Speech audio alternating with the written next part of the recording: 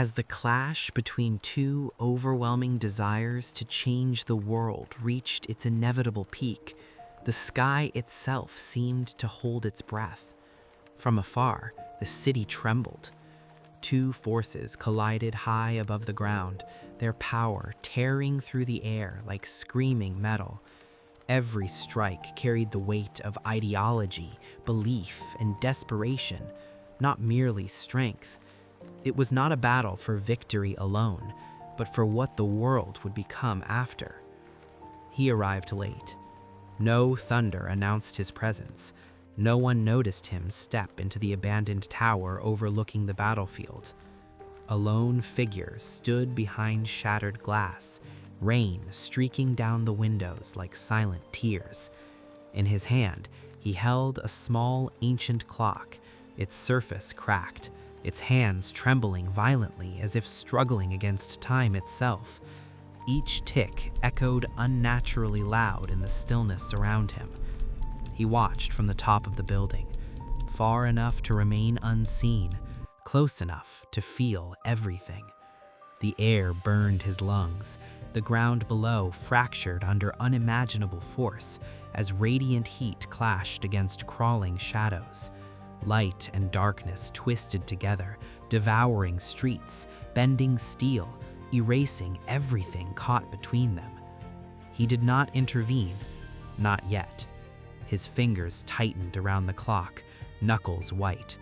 Behind the dark lenses of his glasses, tears slid silently down his face, unnoticed by anyone but him.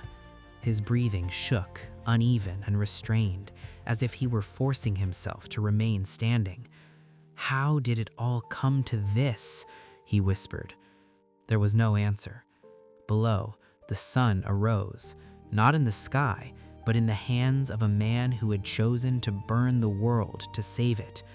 With tremendous power, blazing light erupted outward, consuming the abyss that clawed at reality itself. Shadows screamed as they were torn apart, swallowed by flames too bright to resist. The land cracked. Buildings collapsed like sandcastles. Streets split open as if the earth itself feared what was unfolding above it. The darkness retreated, slowly, painfully, until nothing remained but scorched ground and drifting ash. Where the abyss once stood, there was now only silence. And standing at the center of it all, the wielder of the sun smiled.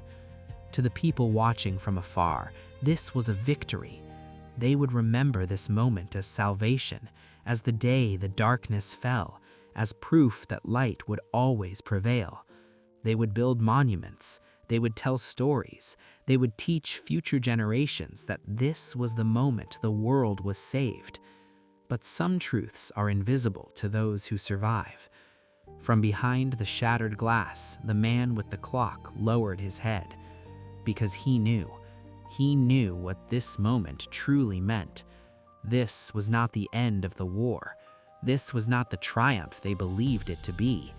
This moment marked something far more dangerous. This marked the end of the beginning. The clock in his hand stopped ticking, and time, for the first time, hesitated. In 2091, a boy named Samay was born into what most people would call a fortunate family. His home stood in a quiet government colony, far from the crowded streets and restless borders of the world. The mornings there were slow. The nights were calm. Power cuts were rare, sirens even rarer. To a child, it felt like the world had already found peace. Samay's father worked in a high government post, one of those positions that didn't appear on television, but decided what appeared after. He was a man of few words and steady habits, the kind who read reports late into the night and left for work before sunrise. But what truly defined him was not his rank, it was his belief.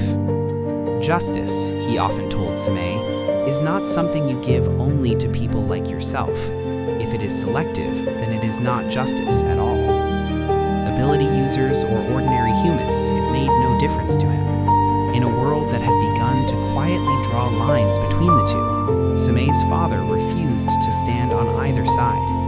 He believed his duty was to hold the line itself. That belief made him respected and quietly disliked. Simei's mother, by contrast, belonged entirely to the home.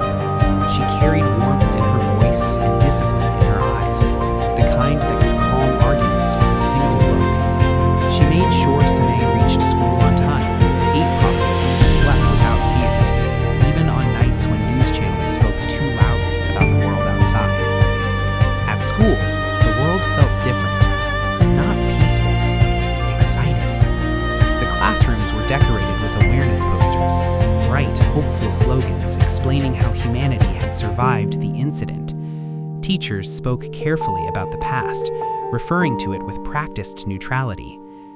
After the Haley event, they called it. Not disaster, not catastrophe, just an event. In science class, holographic models showed fragments of a shattered comet dispersing harmlessly across the planet.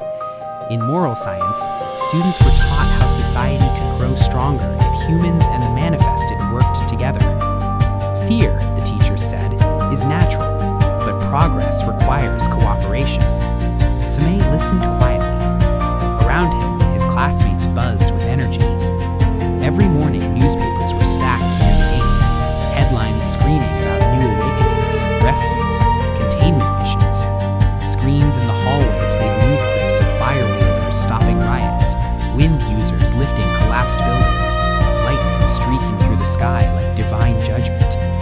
To most students, they weren't dangerous. They were heroes.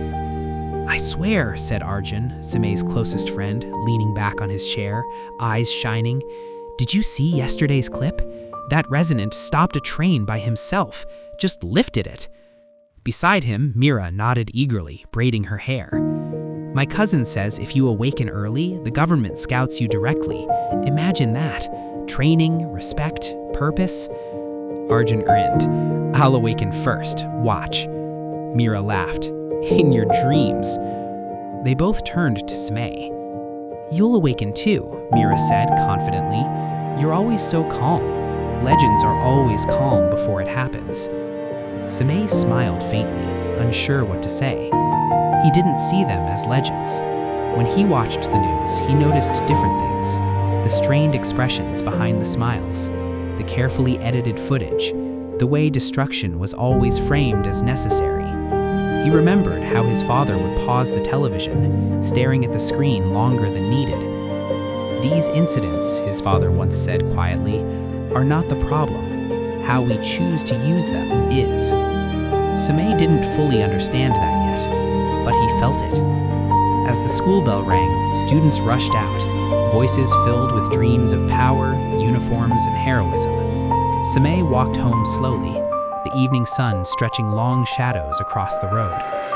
At home, his father was already reading reports, glasses low on his nose. "How was school?" he asked. Simei hesitated, then answered honestly, "Everyone wants to be a hero." His father looked up, studying him carefully. "And you?" Simei thought for a moment. "I just want things to stay peaceful." For a brief second, something unreadable passed through his father's eyes. "That," he said softly, returning to his papers, "is a much harder wish." Outside, the news continued to play. Another awakening, another incident, another reminder that the world was changing. Slowly, quietly, and none of them knew yet how fragile this peace truly was.